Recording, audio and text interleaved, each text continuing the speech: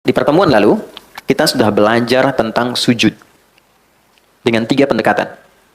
Perhatikan anjuran dari Al-Quran supaya belajarnya efektif. Dalam setiap ibadah itu satu, selalu akan ditemukan caranya. 2, ada bacaan atau doanya. 3, nah ini yang jarang dikaji, saya garisi, yang 2 ini. Nah ini, hikmahnya. Atau maknanya apa.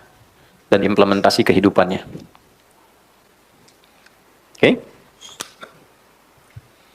Nah, pola belajar seperti ini yang menjadikan pengetahuan kita itu satu, lebih lengkap. Kedua, lebih dalam. Yang ketiga, lebih terasa dalam kehidupan karena tahu makna dan praktikalnya. Misal, ketika saya sampaikan di awal bahwa pertama, saat memulai sholat kan dibuka dengan takbir kan? Cara, satu, angkat tangan sejajar dengan bahu di sini. Kalau kita mengacu pada hadis, baik di Al-Bukhari ataupun di Muslim, tersambung pada sahabat Khalad bin Rafi Az-Zulaiki yang mendokumentasikan ini sahabat Abu Hurairah, kemudian dikodifikasikan dalam kitab, misalnya Sahih Muslim, nomor hadis 397. Baik, angkat tangan sampai sejajar dengan bahu. Rafa'a yadayhi hadzaman kibaihi di sini. Bacaannya apa? Ditemukan di riwayat Abu Daud. Fayaqulu Allahu Akbar. 1, cara sudah dapat. 2, bacaan sudah dapat. Allahu Akbar. Yang ketiga, ini poinnya. Apa sih maknanya? Kenapa begini? Oke. Maknanya apa? Kenapa yang diucapkan Allahu Akbar? Apa korelasinya bacaan ini dengan bacaan setelahnya di iftitah? Karena mesti ada makna. Kan implementasi sholat itu merubah kita menjadi lebih baik. Innas sholata tanha 'anil fahsya wal munkar. Mungkin nggak sesuatu dikerjakan merubah kita, tapi kitanya nggak paham? Mungkin nggak? Nggak mungkin. Makanya kalimat tadi itu yang disampaikan tegas oleh Al-Quran di Quran surah 29 ayat ke-45 dibukanya dengan pendekatan belajar yang benar. Persoalannya yang sering dihafalkan pertengahan ayatnya awalnya tidak dibaca. Kalau saya baca tengahan, Anda pasti akan bisa melanjutkan. Innas sholata tanha 'anil fahsya. Oke, sepakat. Coba baca awal ayatnya. Oke. Utlu ma uhya ilaika minal kitab wa aqimis shalah. Perintahnya utlu. Anda buka mushaf, Anda temukan terjemahan bacalah. Tapi kalau kita baca lagi surat Al-Alaq ayat 1, saat wahyu pertama turun, kalimatnya ikra kan? Apa artinya ikra? Kalau sama-sama artinya bacalah, kenapa bacaannya beda? Yang satu ikra, yang kedua utslu. Kenapa saat wahyu turun ikra, kok saat sholat utslu? Secara cepat dan singkat, ikra itu dari qiraah, orangnya qori, membaca sesuatu tanpa dituntut memahami yang dibaca. Oke? Baik, jadi baca saja tanpa dituntut paham. Makanya saat kita ngaji kan ada ikra ya, qiraati, kan itu hanya bacaan tanpa dituntut paham. Itu kan a fatha a gitu kan, fa fatha fa lam dhamma u lu apa lu gitu kan. Itu kan? Tapi kan kita nggak dituntut paham kan? Baik. Nah, setelah kita mendapatkan informasi dengan lebih banyak, berubahlah pola penyampaian dan diksi kalimatnya oleh Allah ditekankan pada pemahaman. Nabi sudah dapat Al-Alaq, sudah dapat ayat lain Al-Qalam, surat lain dan seterusnya, diperintah salat. Berubah perintahnya jadi utslu dari kata tilawah.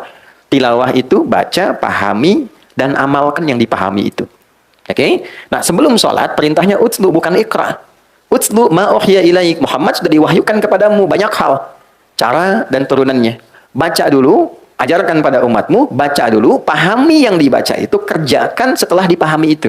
Jadi sebelum sholat, hal terpentingnya adalah pelajari dulu sampai mengerti. Kenapa kita takbir begini? Maksudnya apa? Itu sensasinya akan berbeda kepada jiwa. Wa aqimis shalah, baru tunaikan salatnya. Nah, salat yang demikian disertai dengan pemahaman sampai melahirkan kehusyuan, itulah yang kemudian menghadirkan satu penggerak pada diri kita mengerjakan perbuatan yang baik, meninggalkan yang terkutuk, fahsya dan mungkar. Itu poin utamanya. Nah, sekarang pertanyaan baliknya, dari semua salat yang kita pernah tunaikan, apakah seluruh bacaan salat ini sudah kita pahami? Berapa persen? Kalau hanya ingin mengangkat kewajiban, selesai, tak perlu paham, yang penting salat, gugur kewajiban. Pahala diberikan sepanjang ikhlas. Pahala itu urusan akhirat. Tapi keberkahan sholat yang merubah diri kita nggak dapat. Gitu. Kenapa dulu orang sholat jadi baik? Orang sekarang sholat misalnya belum berubah dia menjadi baik. Nah, problemnya adalah yang ketiga ini yang tidak optimal. Oke, cara cepat. Tinggalkan, nih, buang urusan dunia ke belakang, tinggalkan. Saat akan sholat, kalau pengen khusyuk, dunia buang ke belakang, jangan dibawa lagi. Problemnya ketika orang sholat, dunia masih dibawa. Sehingga ketika lisannya mengatakan Allahu Akbar, di kepalanya masih proyek Hu Akbar. Ya kan? Jemuran hu akbar, cicilan hu akbar, gitu kan? Itu yang sering masuk terbawa. Padahal spirit asalnya buang. Wa annahum ilaihi raji'un. Al-Baqarah ayat 46. Kalau sudah mau sholat, semua dunia dibuang ke belakang. Nabi katakan ke sahabat, ij'alu ya, salatikum salatun muwadda. Jadikan sholat kalian seperti sholat perpisahan. Maksudnya apa? Dunia buang dulu. Karena yang dibawa ini urusan akhirat. Lalu ucapkan tidak ada yang tinggi dibandingkan Allah. Allahu Akbar. Itulah sebabnya kenapa bukan Ar-Rahman, bukan Ar-Rahim. Supaya yang lain kecil. Yang diagungkan yang besar saja. Nah, lalu disertakan rasa. Ini yang dihadirkan Abu Bakar As-Siddiq. Baru takbir itu sudah gemetar. Nangis beliau. Kenapa? Karena takut lisannya mengucapkan Allahu Akbar. Sementara sebelum sholat merasa besar dirinya. Merasa besar dibanding istri. Merasa hebat dibanding suami. Angkuh dari teman. Yang paling segalanya. Terus dengan bangga mengatakan Allah yang maha besar. Padahal dia sudah berbuat besar sebelum dia sholat. Makanya setelah itu dia pasrahkan dirinya, berdoa dengan baik, dipilihlah satu dari 9 doa iftitah yang pernah kita bahas. Nah ini cara pembelajaran seperti ini saat akan dipraktekkan, itu membawa dampak berbeda. Nah sudah kita pelajari dari wudhu sampai dengan sujud, teman-teman yang baru bergabung mohon dengan segala kerendahan hati, berkenan mengikuti di sesi yang lain, kita sekarang sudah sampai sujud. Mau bangkit dari sujud. Jadi kasihan tuh sebulan, belum bangun dari sujud. Sudah, oke. Poinnya, turun dari sujud saya cepat saja, bisa dilakukan dengan dua cara. Saya persingkat ikhtisar dari yang lalu. Yang pertama, setelah i'tidal sami Allahu liman hamidah, Rabbana walakal hamd dan seterusnya. Maka cara pertama, ini yang diutamakan terlebih dahulu. Jika lututnya dalam keadaan sehat dan tidak bermasalah, maka dahulukan lutut untuk turun. Seperti ini lutut duluan. Oke. Baik ya, baru telapak tangannya. Baik. Tentang ini menjadi amalan pertama yang dilakukan Nabi, didokumentasikan oleh Imam Abu Daud dalam kitabnya Sunan Abu Daud, nomor hadis 838, tersambung kepada sahabat Wa'il bin Hujr. Jadi kalau teman-teman pengen belajar tentang sholatnya Nabi, dan ingin melihat siapa sahabat yang sering fokus mendokumentasikan sholatnya Nabi, ini namanya Wa'il bin Hujr, Ibnu Hujr. Beliau masuk Islam dari awal, sering ngamatin Nabi. Jadi kalau kita nanti belajar fikih dan kita amati hadis-hadis tentang sholat, seringkali kita temukan sahabat mulia ini yang meriwayatkan. Oke, cara kedua, bisa menggunakan telapak tangan bila lutut bermasalah misalnya. Walaupun nanti jadi pilihan di akhirnya. Lutut bermasalah karena satu mungkin faktor usia, kan? Yang kedua ada faktor ya secara non teknis, misalnya mohon maaf cedera kah ya karena olahraga dan sebagainya. Maka alternatif kedua gunakan telapak tangan. Turun. Oke, gunakan telapak tangannya dulu, ya, begini, baru kemudian lututnya. Itu boleh. Hadisnya hanya beda 2 nomor dengan yang tadi, nomor hadis 840. Diriwayatkan oleh sahabat Abu Hurairah.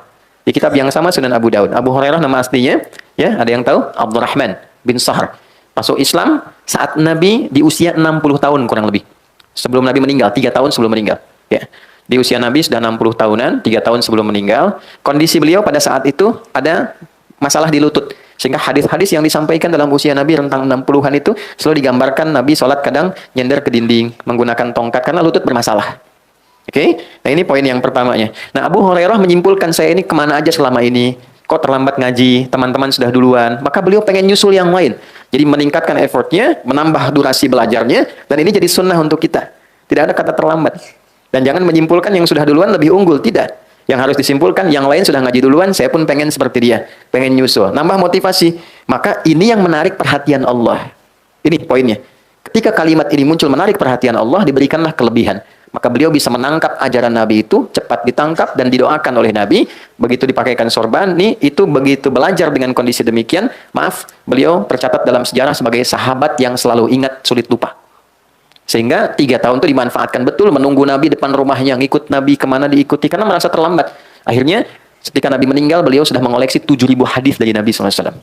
Durasi yang singkat, tapi begitu sangat bermanfaat. Nah, di antara hadis yang diriwayatkan tentang turunnya Nabi ketika akan sujud. Nah, beliau meriwayatkan versi menggunakan telapak tangan. Kenapa? Karena kondisi Nabi tadi, dalam kondisi senior, lutut bermasalah, lalu telapak tangan yang turun. Jadi kalau ada teman-teman ingin menggunakan lutut, hadisnya yang tadi. Dari Wa'il. Kalau menggunakan telapak tangan, hadisnya bersandar pada Abu Hurairah. Nah, dalam ilmu hadis ada namanya al-jam'u wa taufik. Cara mencari kesimpulan, jangan saling menyalahkan. Mana yang benar, lutut atau telapak tangan? Mana yang paling utama? Kumpulkan keduanya, ambil yang paling memudahkan untuk kita mengerjakan, karena itu pilihan yang membuat kita nyaman untuk melakukan. Jadi kalau Anda nyaman dengan lutut, silahkan dengan lutut. Kalau nyaman dengan telapak tangan, lakukan, tidak ada masalah. Dan jangan disimpulkan ketika ada yang pakai telapak tangan tua, ya, ya. Jadi jangan simpulkan demikian. Yang salah yang pakai kepala duluan, belum apa-apa sudah bermasalah. Oke, sudah sujud, pastikan 7 anggota badan menempel sempurna dulu sebelum berdoa. Saya cepat highlight dengan cepat. 1, kening. Hadisnya dari Ibnu Abbas radhiyallahu taala anhuma, qala umirna an nasjuda ala sab'ati azamin. Kami diperintah untuk bersujud dengan 7 anggota bagian tubuh. 1, kening. Saya sudah membahas persoalan tentang mukna, membahas persoalan juga tentang rambut, silahkan cek di pertemuan lalu. Yang kedua, 2 telapak tangan. Oke, jadi 1 tambah 2, 3. Yang selanjutnya 2 lutut tambah 2, 5. Selanjutnya 2 kaki dengan jemarinya, 7. 1, 3, 5, 7. Oke. Baik, saat menyebutkan kening jabahah, Nabi telunjuknya menunjuk ke hidung begini. Dalam kondisi yang bersih, karpet dan sebagainya, nanti ukuran ini, kening, itu bisa disesuaikan dengan hidung.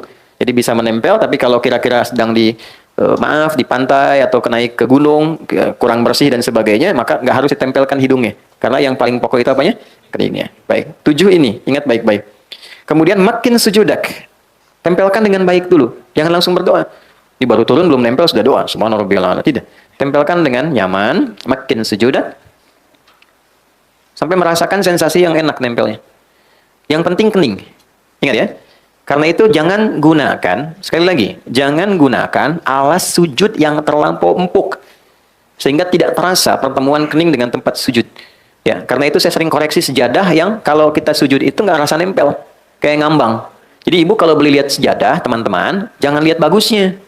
Lihat fungsinya. Sejadahnya memang bagus, tapi nempelnya kayak bantal. Begitu sujud nggak bangun-bangun gitu. Oke, ya, di tempatnya yang semakin tempat itu rata dan membuat nyaman ini untuk sujud itu bagus. Tempelkan. Biasanya kalau yang belum terbiasa agak pusing awal-awal, setelah itu enak tuh. Karena darahnya kan dipompa tuh. Ya, ngalir ke otak, ngalir lagi dan ada titik pusat di sini. Ya, ada riset menunjukkan God spot-nya gitu di tengah ini. Lalu tangan sudah menyatu semua enak baru berdoa.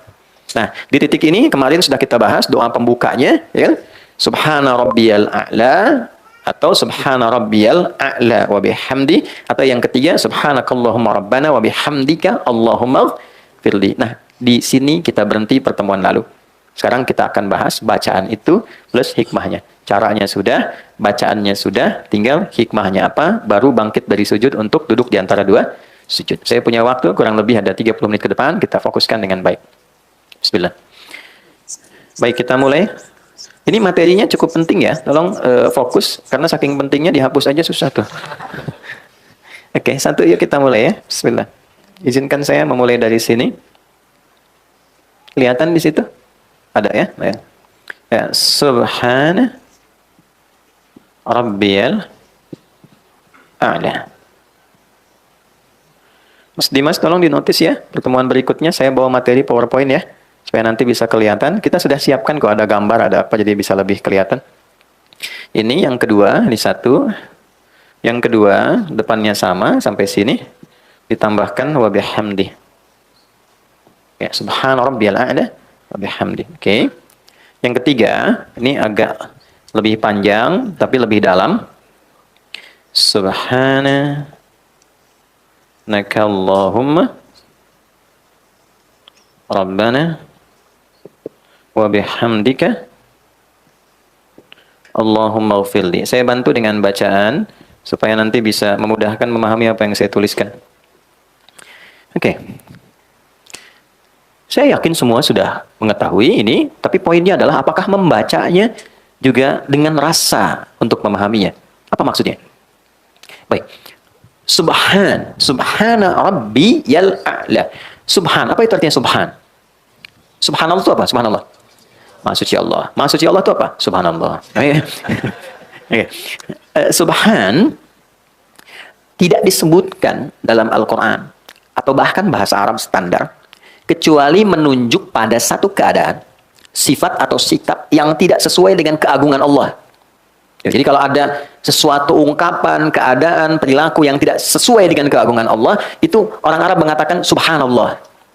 Misal, dalam keyakinan kita sebagai muslim, dan hebatnya ini didialogkan secara rasional dalam Al-Quran.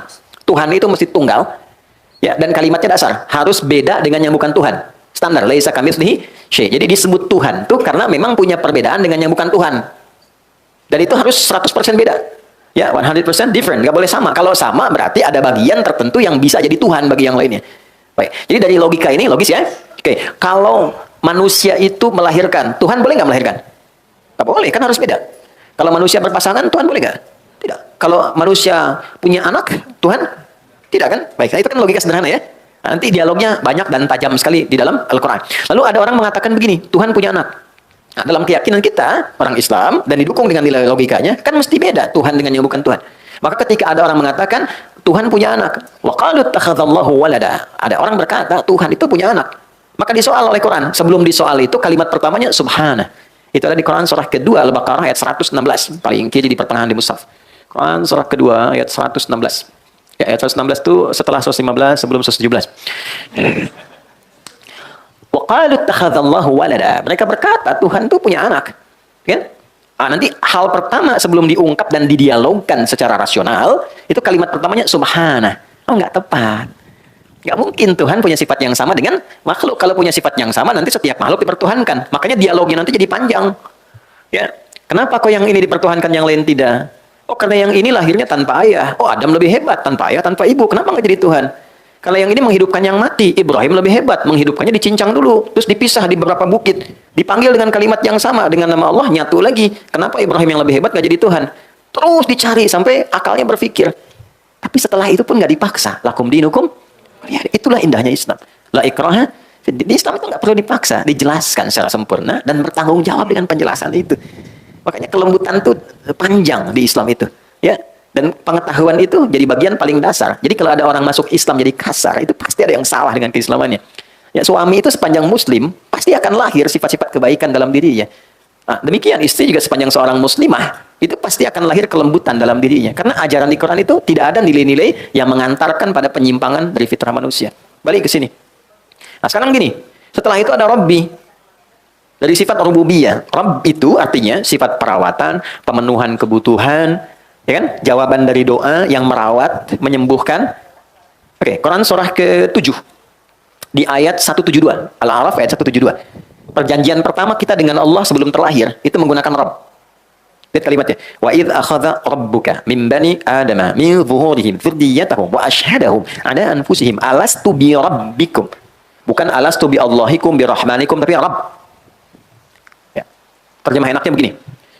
Apakah engkau bersedia komitmen menjadikan aku sebagai satu-satunya Tuhan yang dengan itu aku akan merawatmu, menyembuhkan engkau kalau sakit, memaafkan kalau salah, memenuhi seluruh kebutuhan hidupmu, mengampuni kalau berdosa, dan menerima ketika engkau kembali. Kalau ada tawaran begitu, kita menerima dengan syarat atau tanpa syarat?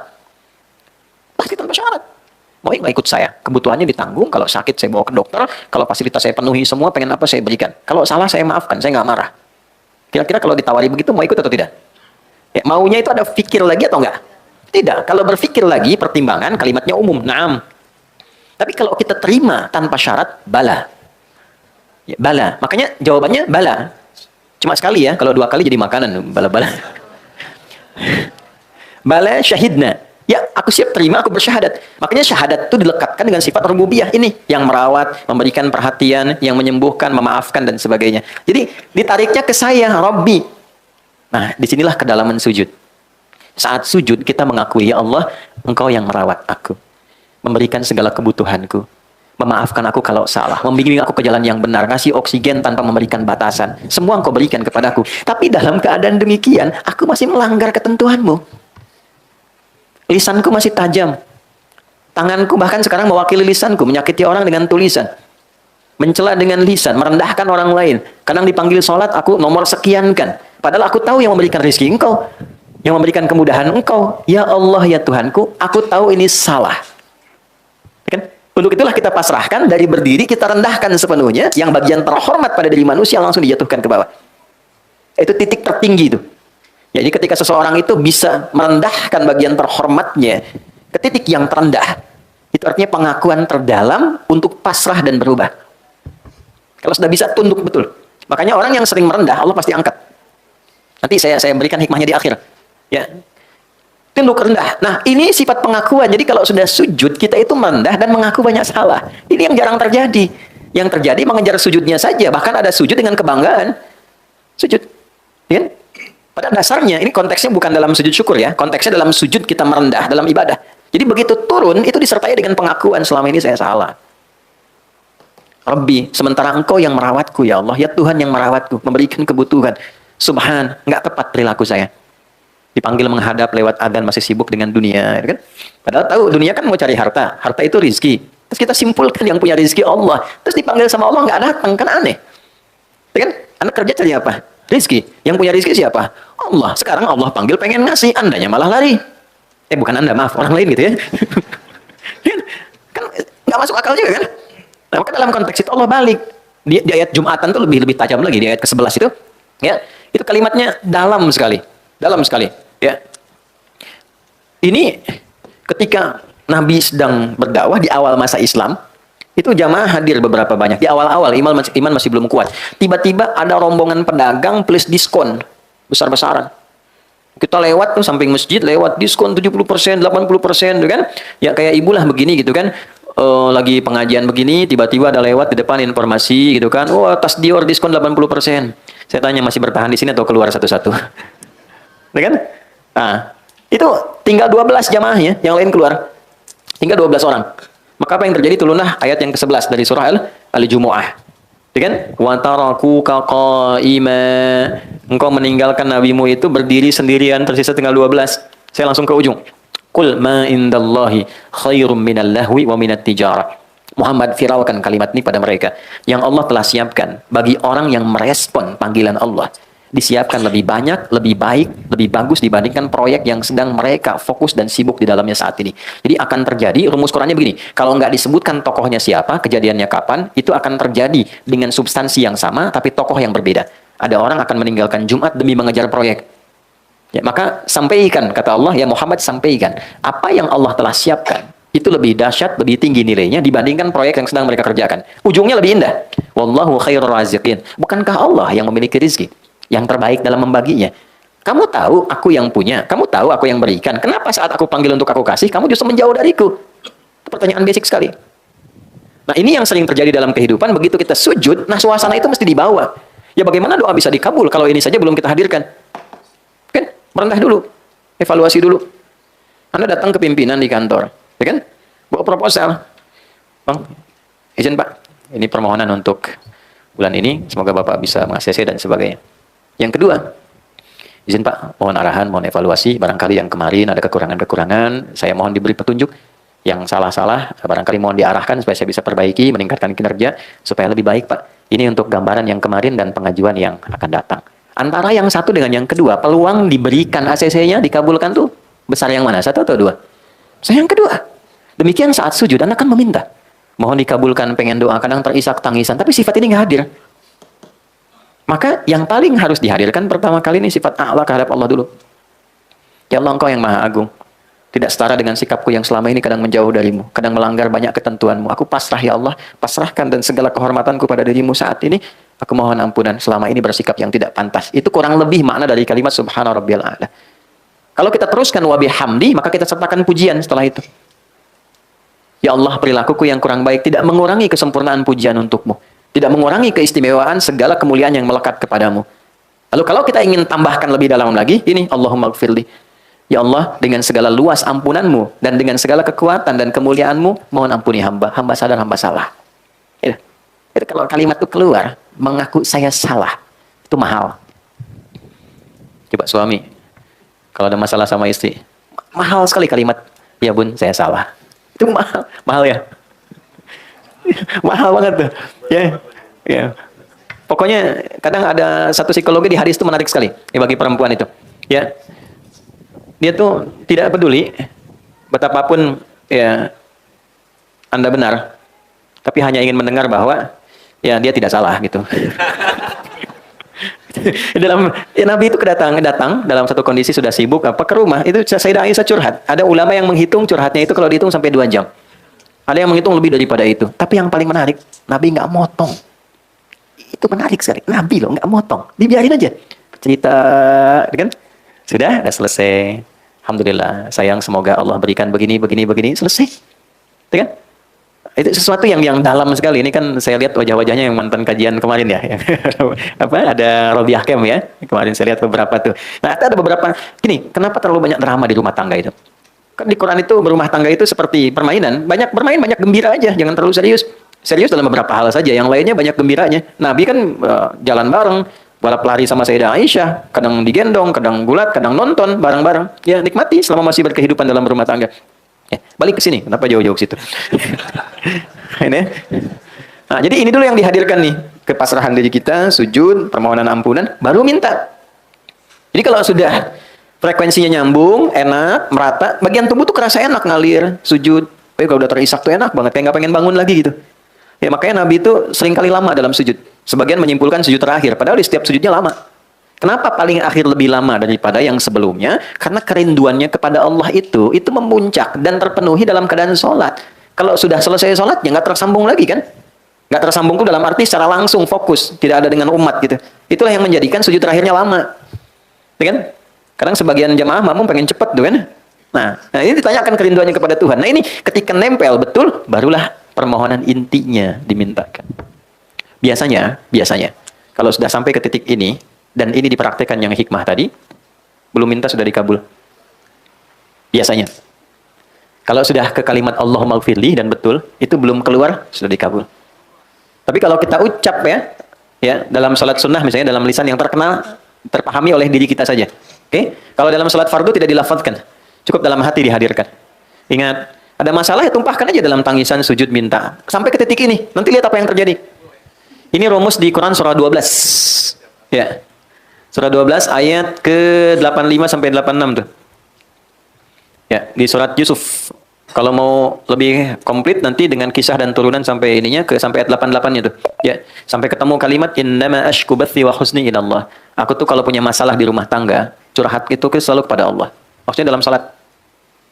Ya, jadi kalau punya masalah, apapun itu, seberat apapun, pertama terima dulu. Karena mengeluh itu tidak mengurangi masalahnya. Cuma nambah saja. Terima dulu dengan sabar. Karena Allah pilihkan masalah itu sesuai kadar kesanggupan kita semua. Nggak mungkin saya di hidayat diuji masalah Anda, karena saya nggak sanggup. Yang kedua, masalah itu Allah berikan sebagai jawaban dari doa yang kita minta. Nah, tangga untuk meraih doa itu persoalan tadi. Karena nggak mungkin mengabulkan sesuatu tanpa proses, tanpa ujian itu nggak mungkin. Anak SD mau lulus ke SMP, bisa nggak lulus tanpa ujian? Tidak bisa. Ujian itu diberikan bukan ingin membuat anak bermasalah banyak pikiran, bukan. Tapi menaikkan levelnya supaya memudahkan dia saat masuk ke SMP yang kadar pengetahuannya lebih tinggi daripada SD. Jadi ketika dipaksakan naik ke atas sementara ilmunya belum nyampe, anaknya kasihan. Anda minta sesuatu, dari mana tahunya Anda pantas dan bisa mengelola sesuatu itu saat mendapatkannya kalau belum diuji? Ya kan? Teman-teman minta sebuah proyek, dari mana tahunya proyek itu baik? Dari mana tahunya kalau menerima itu Anda menjadi lebih baik? Anda dapat proyek nih. Ya, Anda harapkan betul. Tapi Anda belum siap menerimanya. Yang kalau Anda terima itu merubah kepribadian, keluarga jadi tertinggalkan, istri kurang perhatian, anak-anak terabaikan. Belum siap. Maka dikasih dulu oleh Allah ujiannya. Nih, lewatin dulu. 1, 2, 3, 4. Ketika kita mampu menguasai itu, baru datang jawaban.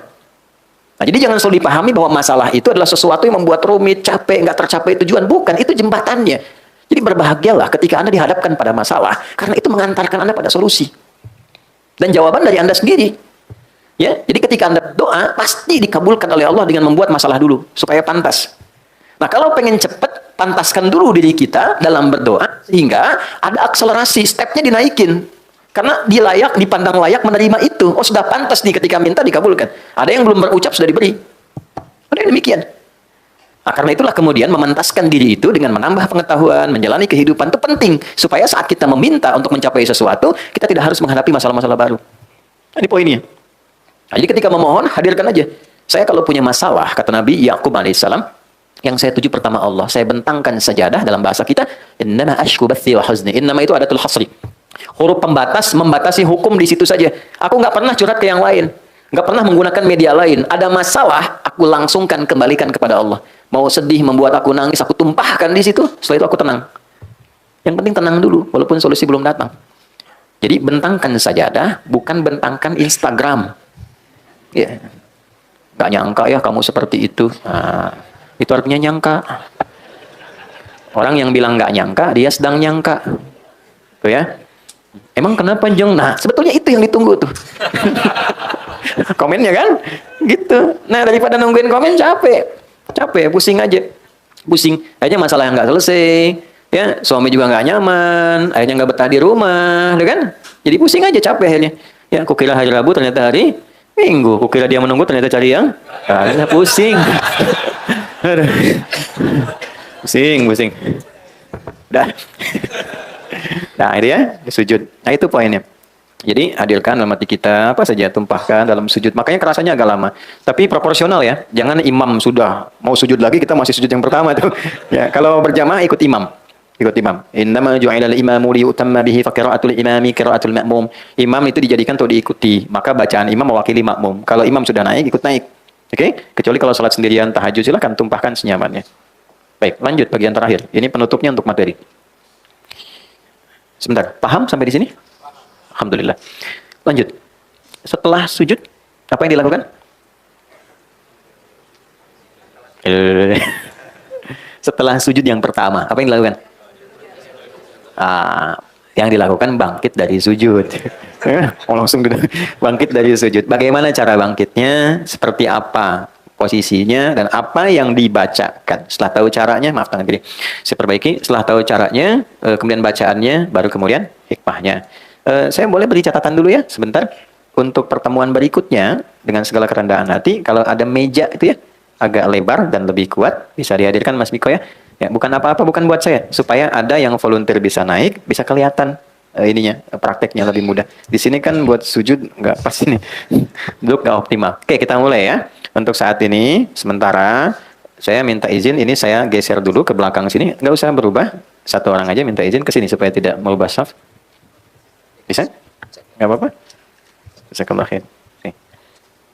Ke sini aja supaya saya juga jangan ke sana, kan ini ada orang duduk sini aja. Nah, oke, ya. Nah, antum jangan kemana-mana, sini aja. Ini Ustaz, berdiri di sini Ustaz, izin ya, maaf ya. Nah, aman handphone aman. Nah, kalau ke sana Spanyol kiblat sini.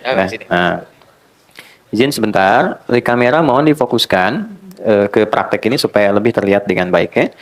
Mohon maaf sebesar-besarnya, posisi sujud. Ya, beliau aliran dari lutut dulu, turun. Baik ya. Ini kan tadi saya minta menghadap ya. Nah, untuk memudahkan gampang supaya kelihatan teman-teman sekalian, perhatikan baik-baik. Ini ya, posisi tangan seperti pernah saya sampaikan, itu normal saja. Dari mulai bertakbir seperti ini, kan posisi di sini. Nah, posisi nempel di sujud itu begini. Ini tinggal ditempelkan aja. Ya. Jadi bisa di sini, bisa seperti di sini. Nanti tinggal ditempelkan saat sujud. Jadi tidak harus ke depan begini ya. Kan ada yang salah paham tuh, jangan ketawa lagi sujud. Praktek. Jadi ada yang memahami keliru, memanjangkan sujud itu dipahami memanjangkan tangan, bukan memanjangkan doa. Tangan tetap di sini ya. Satu. Kemudian yang kedua, ini tidak menempel ke sini ya. Ya, jangan nempel, jangan nekan. Ini diingatkan kuat oleh Nabi karena apa? Itu bisa menekan diafragma. Ya, darah sedang dipacu, kuat ke jantung ke otak, ini ditekan, bisa bahaya. Jadi tetap dibuka sampai Nabi itu mengilustrasikan kalau anak kambing lewat bisa masuk. Ya kan? Itu ilustrasi kiasan ya. Jangan untuk ngukur anak kambing datang lewat, tidak. Kan itu juga orang Arab yang zaman dulu gitu. Ini maksudnya ada ruang. Kemudian itu sudah kening, sudah menempel, dua telapak tangan, dua lutut. Ini bagian kaki, maaf ya, ini menutup sudah bagus, bukan terbuka ya lututnya. Mohon izin Ustaz menghadap ke arah papan tulis ke sini, izin. Nah, ini bagian kakinya. Ya. Jadi ini tertutup begini, jadi tidak membuka begini, ya. Tutup seperti ini. Nah, enggak pakai tutup aja.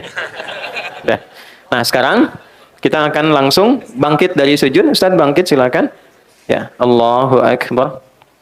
Nah, tahan. Izin ya. Saya soroti yang pertama hadis riwayat At-Tirmidzi. Ya, kita lihat baik-baik teman-teman sekalian. Yang pertama, kaki sebelah kiri. Pastikan kiri ya. Kaki yang kiri dilipat begini lalu diduduki. Sudah? Nah, bisa dilihat posisi di sini sudah bagus. Yang kiri dilipat begini. Nah, lalu diduduki.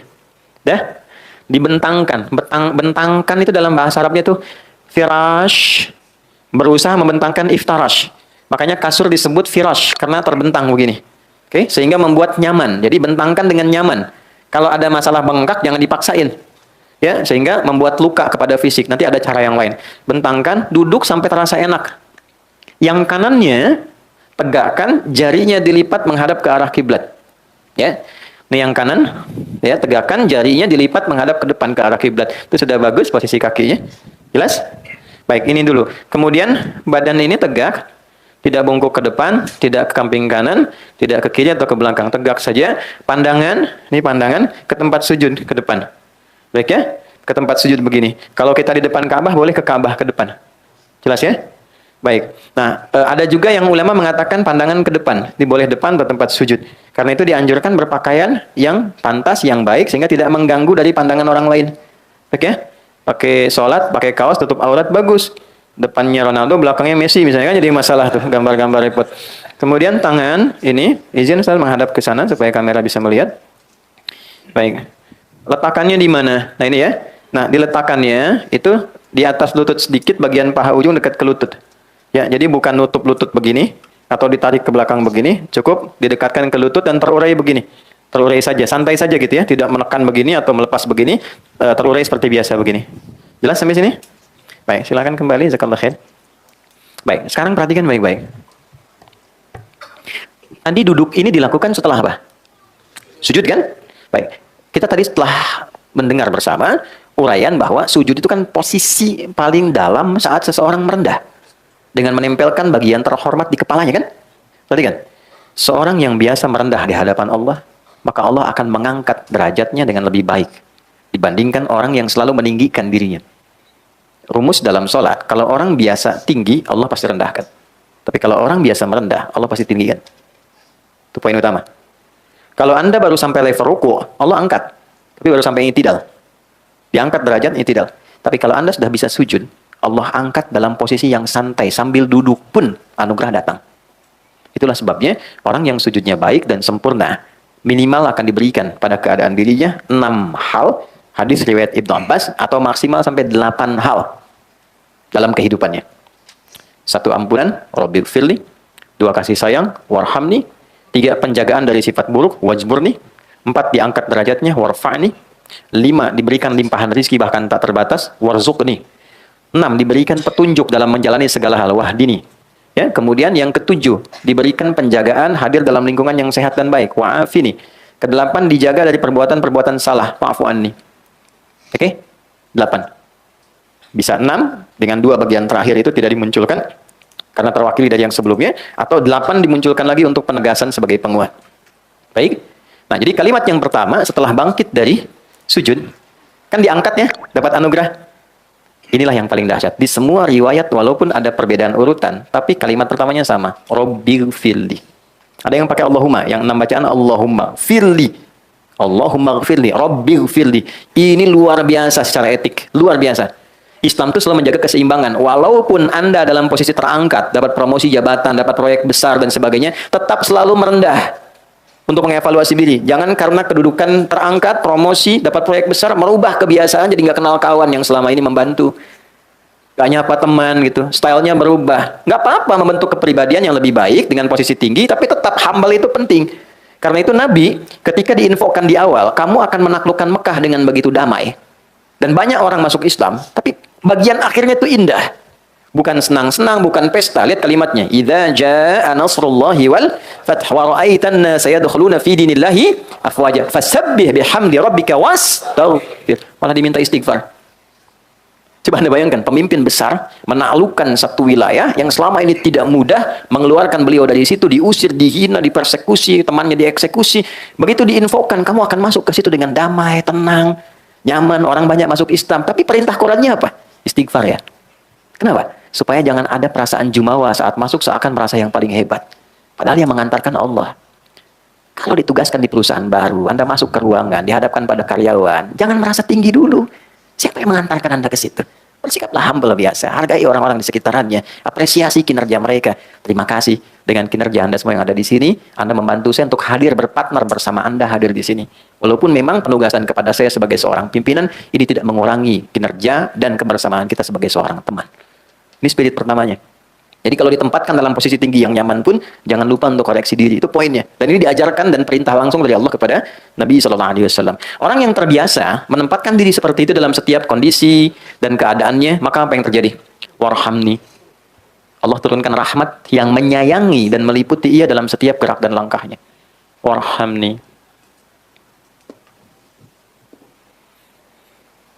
Rahmat itu artinya banyak ya. 1, pengentas dari berbagai macam persoalan hidup. Bahasa kitanya solusi dari berbagai problematika kehidupan. Jadi Allah itu kalau pengen menyelesaikan masalah hambanya, diberikan rahmat dulu. Dengan rahmat itu solusi datang. Itu ditemukan di Quran surah kedua ayat 157. Ya, masalahnya di 156, 155, sabarnya 156, rahmatnya 157.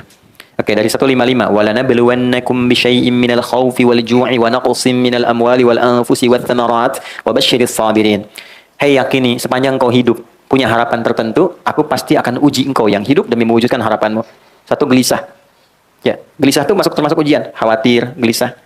Ini gelisah, kapan Ustadz selesai nih? Ya, kapan waktu ini jemput dan macam-macam ada. Wal ju', lapar. Ya, ini Dimas ini ada makan siangnya enggak nanti ini ada snacknya namanya. Wa naqsi minal amwal, harta berkurang, kemarin proyek bagus sekarang berkurang. Wal anfus, kadang sakit, ada rekan yang meninggal dan sebagainya. Wath thamarat, hasil kerja keras kita, proyek kita, tender kita kok diambil orang. Ya, itu ada yang saya koreksi sedikit, diterjemah diartikan buah-buahan. Saya agak kurang setuju dengan terjemahan itu karena agak rasa kurang adil. Kalau tukang buah saja, tukang sayur gimana gitu ya yang lainnya. Nah, jadi maksudnya itu bahasa kiasan di balaghah. Buah-buahan itu kan orang nanam dulu dari benih, jadi pohon, keluar, kemudian sebagainya bunga. Jadi yang siap dipanen besok mangga udah jadi, besok mau panen, malamnya diambil orang. Anda nyiapkan studi, disusun proposal bagus, majukan tender, Anda harusnya menang, diserobot orang. Itu maksudnya. Hasil kerja keras kita diambil orang. Wa basyiris sabirin.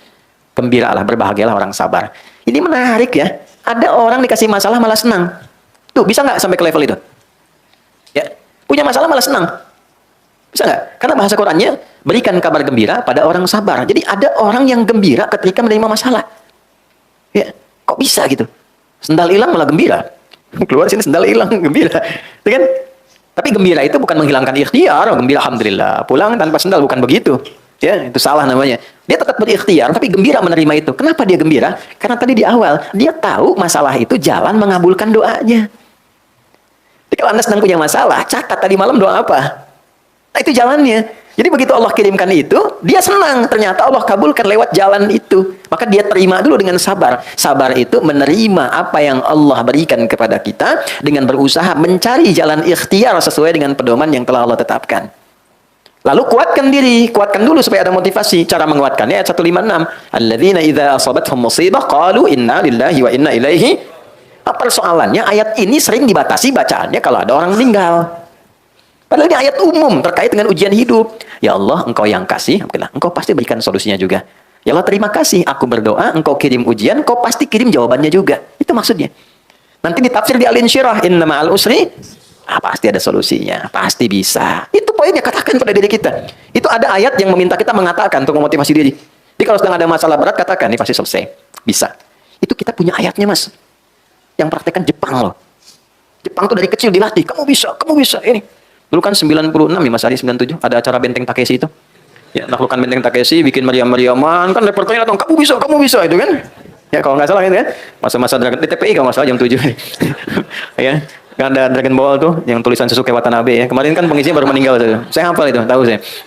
Yang Piccolo kan yang Kamehameha terus ada atasnya. Tapi saya nggak banyak nonton, cuman ini aja tahu ini gambaran. Tapi saya melihat bahwa ini fitrah manusia. Kan kalau sudah di Kamehameha itu mati, terus di atasnya kan ada bulatan ya. Bulatan itu kan sukun. Sukun itu kan bulat, sukun itu kan tenang. Jadi kalau meninggal usahakan pulangnya tenang. Ya ayat Tuhan nafsul mut. Hei jiwa-jiwa yang tenang. Fitnah itu nggak bisa dihindari. Nggak bisa dihindari. Ya perubahan apapun melahirkan kebaikan. Sensei ya kalau pindah beralih itu kan pasti jadi udah banyak kan. Dah sini aja nih, dah. Nah, kalau sudah terasa motivasi diri kita baru ayat 7-nya ulaika alaihim shalawatum mir rabbihim. Orang-orang yang selalu memotivasi diri ketika diuji, itu dipuji oleh Allah. Nah, dia menerima itu dan meyakini sebagai pemberian Allah. Dipuji. Anda dipuji pimpinan tokoh besar di Indonesia begitu senangnya. Kenapa nggak senang dipuji Allah? Setelah dapat pujian, warahmah, ulaika alaihim shalawatum mir rabbihim warahmah. Ini dikasih rahmat, begitu rahmat diberikan, wa ulaika humul muhtadun, dibimbing oleh Allah untuk mendapatkan solusi. Jadi orang-orang yang sujudnya benar, ketika bangkit dari sujud, di antara anugerah terbesarnya adalah Allah selalu menghadirkan solusi dalam setiap masalah hidupnya. Gitu. Makanya seakan-akan nggak punya masalah. Padahal hidupnya banyak persoalannya, tapi Allah sudah ringankan sebelum dia dapatkan karena sujudnya banyak, tawakalnya banyak. Apa dikira jadi ustadz itu nggak punya masalah? Tidak. Masalah antum kan diserahkan ke saya juga. Nanti habis ini pertanyaan tuh. Saya sebelum ke sini dapat kertas, baru datang kertas banyak tuh. Masalah semua tuh. Soal rumah tangga orang, kreditan motor, riba ini, macam-macam. Sampai masalah-masalah yang spesifik. Ya. Nah itu hal-hal demikian, insya Allah Allah ringankan. Sepanjang apa? Terkoneksi sama Allah. Yang punya solusi Allah, yang punya rezeki Allah, yang punya ketenangan Allah. Kenapa nggak kita sambungkan diri kita dalam sujud? Nggak ada yang paling enak di dalam sujud. Punya persoalan, ambil wudhu. hadap kiblat, sholat, sujud, tumpahkan. Gak apa-apa, nangis gak apa-apa, tumpahkan. Keluar enak. Udah itu tenang. Allah tuh ngasih tenang dulu sebelum solusi. Itu pasti tenang dulu. Kalau sudah tenang, jiwanya nyaman. Jiwa yang tenang melahirkan kreativitas yang cemerlang. Catat tuh, bikin statusnya. Wajibur nih, dijaga dari perilaku menyimpang, jaga dari aib. Ini kan pasti aib nih. Ya, maaf, lisan menyimpang dari bicara yang baik jadi nggak baik, telinga menyimpang sampai ke kaki. Nah itu orang yang rajin sujudnya bagus, dijaga oleh Allah supaya konsisten berusaha dalam kebaikan. Ya, Rabbighfirli warhamni wajburni warfa'ni, diangkat derajat dengan cara yang baik. Diangkat derajat itu caranya macam-macam Allah itu. Ya, kadang-kadang nggak tampak, nanti cerita temannya. Ya, teman-teman musisi nggak tahu kalau ini tuh walaupun sudah nggak sama-sama tapi royaltinya masih dikasih gini. Dia nggak pernah cerita, tapi orang lain cerita. Sehingga pamornya baik, apresiasinya baik, macam-macam. Gitu kan? Ada ternyata unsur sudah naik, perusahaan bagus, dia suka perhatian, termak begini. Dia nggak cerita, tapi orang cerita. Diangkat derajatnya. Ya, nanti kalau diangkat ke tempat yang orang tidak berdebat dengan posisinya, itu namanya maqaman mahmudah. Maqam itu posisi terbaik. Ya, tapi boleh jadi orang masih berdebat, kenapa harus dia? Ada kondisi ketika orang terpilih, orang nggak berdebat, memang dia harusnya. Memang dia yang pantas. Itu maqaman mahmudah. Ternyata cara meraihnya dengan sujud. Saya jasahkan amalannya dari Quran saat tahajud. Itu ada di Quran surah ke-17 ayat 79 sampai dengan 81. Quran surah 17 ayat 79. Nah, ini 80-nya saya lingkari, 79 ke 80. Tambahan untuk optimisnya ayat 81, bacaan Qurannya ayat 82. Wa minal laili fatahajjad bi, dan dari sebagian malam cobalah bangun untuk tahajud. Allah nggak minta semuanya, sebagian aja. Walaupun 5 menit, 10 menit, 15 menit, nggak apa-apa, yang penting terpenuhi itu. Yang dituntut apa? Ikutin. Kalau di Al-Muzammil tuh sindirannya halus tapi tajam. Innalaka fin nahari sabhan tawila. Duh, hamba Allah yang satu ini. Kata Allah nih, siangnya begitu sibuk cari dunia. Ya, lelah, malam-malam enakan pakai selimut tidur. Cita-cita masuk surga Firdaus lagi katanya. Innalaka fin nahari sabhan tawila. Kamu ini begitu sibuk banget siang ya, sampai malam tuh enak pakai selimut. Kan Al-Muzammil dengan Al-Mudaththir itu beda. Kalau Mudaththir dithar, selimut melindungi dari kegelisahan, ketakutan. Kalau Muzammil, selimut kayak teman yang bikin tidur itu jadi enak. Kayak punya teman dengan berselimut tuh. Nah, itu maksudnya. Di suratnya Al-Muzammil. Kamu ini kok sibuk banget ya katanya. Pagi sampai siang sampai ke malam, pas malam tidur pakai selimut kayak jadi teman, enak banget. Cita-cita masuk surga. Bangun dong dikit. Ya. Bangun malammu, sentuhannya akan kuat kepada jiwa. Bukankah ini yang sering kau ingin mohonkan kepada Allah untuk mengabulkan permintaanmu? Faqra'u ma tayassara minal Qur'an. Bangunlah, baca walaupun sedikit. Ya, jadi tuntutan Quran itu cuma bangun aja, baca walau sedikit. Itu aja. Walaupun cuma sebentar, Al-Falaq, An-Nas, yang penting terpenuhi dulu. Witir, 1 rakaat aja, tunaikan dengan ikhlas. Baca surat Al-Ikhlas. Satu. Bangun, sujud, minta. Begitu terpenuhi poinnya, ini naik. Asa ayyab'atsaka rabbuka maqaman mahmuda. Hal pertama yang Allah berikan maqaman mahmuda. Nih warfa'ni. Ya, jadi kalau mau diangkat derajat itu ada 2 caranya. 1 pakai iman, 2 pakai ilmu. Pilih di antara 2 ini. Kalau pakai iman jalannya ibadah. Perbanyak ibadah, derajat Anda terangkat. Yang kedua ilmu. Ilmu makin tinggi, derajat Anda meningkat. Ya, S1 dengan S2 salarinya kan beda. Dengan S3 lain, tempat kerjanya sudah beda, itu sudah hukum. Itu ada di Quran surah 58 ayat 11. Yarfa'illahu alladhina amanu minkum walladhina utul ilma darajat. Wajburni warfa'ni warzuqni. Nah, rizki ini. Ya, perkara rizki ini enggak gelisah. Ini sering kali ini yang jadi persoalan dalam kehidupan rizki. Ya, maaf, jangan dibatasi pada uang saja ya. Uang, materi-material itu rizki. Ya, pasangan itu rizki, keturunan rizki, ketenangan itu rizki. Orang sering abai dengan ketenangan. Saya perhatikan ada masalah nanti, ya, postmodern itu ada salah satu yang Nabi pernah mengingatkan dengan sangat kuat. Bahwa ada kondisi orang itu fokus sekali pada materi. Sehingga lupa dengan hal-hal yang paling substansial. Contoh gini, maaf dengan kalimat ini. Kalau suami itu di antara tugasnya apa? Cari nafkah, oke. Cari nafkah. Cari nafkah itu dapat rezeki kan? Untuk siapa? Keluarga kan? Nih, keluarga di dalam rumah. Cari nafkah keluar rumah misalnya. Berarti nyarinya untuk ke dalam kan? Saya mau dapat uang, saya olah supaya di dalam rumah jadi nyaman. Gitu kan? Baik, jadi yang paling penting itu harta yang di luar atau yang di dalam rumahnya? Dalam kan? Karena kita mencari keluar untuk yang di dalam kan? Kok bisa dalam prakteknya Anda prioritaskan yang di luar dibandingkan di dalam? Kok bisa? Kok bisa waktunya habis buat di luar dan tidak ada untuk ke dalam? Itu kan sifat korektif pertama. Ya, Handphone dengan anak penting mana? Kalau anak datang saat Anda sedang tulis WA, yang disimpan handphonenya atau yang dimarahi anaknya? Ya, kadang ada sifat ketidakadilan yang nampak itu tanpa disadari itu terjadi. Nah, salah satunya apalah? Ketika orientasi itu pada yang substansial bergeser pada titik-titik yang penunjang saja. Mau sekunder, mau tersier, dan sebagainya. Contohnya apa? Materi itu penting, itu mawaddah.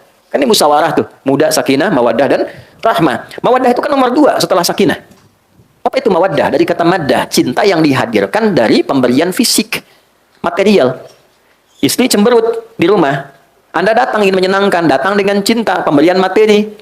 Sayang, Rike, banyak kenal deh, Masya Allah. Pas nengok gini, ini ada hadiah, emas 2 kilo, kan? Masih ya, sembuh. Sehat lagi gitu, bagus lagi. Nah itu mawaddah. Hari lahirnya, buatkan makanan kesukaannya. Itu kan? Dan sebagai itu mawaddah namanya. Tapi yang duluan itu sakinah. Karena mawaddah tanpa sakinah hampa. Ya, kaya, tapi nggak pernah tenang, nggak nyaman. Itu yang perempuan ibu deh, pilih ya. Kaya tapi gelisah, atau miskin tapi tenang. Nggak ada pilihan ketiga, 2 aja. Saya tahu kaya tapi tenang. Coba, kaya tapi gelisah, atau miskin tapi tenang. Pilih mana? Nah ini menunjukkan sakinah itu di atas mawaddah. Anda boleh juara di perusahaan hebat ini, tapi ketenangan nggak ada. Ke rumah nggak tenang, nggak nyaman. Ada kasur tidur di lantai. Ya, sama anak nggak nyapa. Sendirian, sampai rumah masih ruang kerja sendiri. Ngapain? Kita nyari kerja buat ke rumah. Terus orang rumah nggak ada perhatiannya. Lantas tujuan apa sesungguhnya yang sedang Anda bangun? Betul. Ya, ini poinnya, ini dasarnya. Jadi, warfa'ni, nah, warzuqni, naik ke atas, ya Allah anugerahkanku rizki. Rizki yang bagaimana? Rizki yang dihasilkan dari sujud. Itu sangat berbeda dengan rizki yang dihasilkan bukan dari proses sujud. Karena kalau sudah dari sujud, pasti mencarinya ikut aturan Allah. Sujud kan pada Allah. Gak mungkin nyari rizki di luar aturan Allah. Terus digunakannya, Allah pengen apa? Dipakainya pasti begitu. Kalau sudah ini terpenuhi 6, wa'afini, pasti terjaga. Ya Allah mahdina fiman, hadaitu wa'afina fiman, tempatkan aku di tempat orang-orang yang terjaga, yang sehat, yang baik. Pasti terjaga lingkungannya.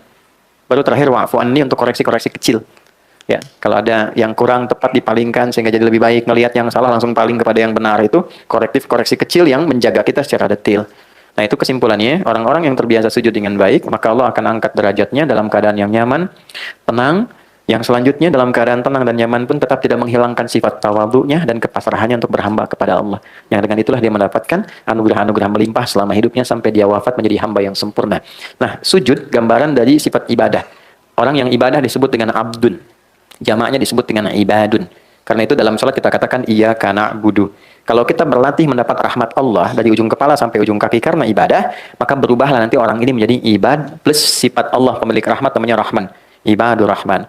Berbahagialah kalau sudah jadi ibadur rahman, maka semuanya terjaga oleh Allah. Wa ibadur rahmanil ladzina yamshuna 'alal ardi hauna wa idza khatabahumul jahiluna qalu salama. Di ibadur rahman itu kalau sudah hadir dengan demikian, itu berkah. Tempatnya berkah, lingkungannya berkah, teman-temannya nyaman, dan kemanapun dia beraktivitas selalu terjaga dalam keadaan terhormat.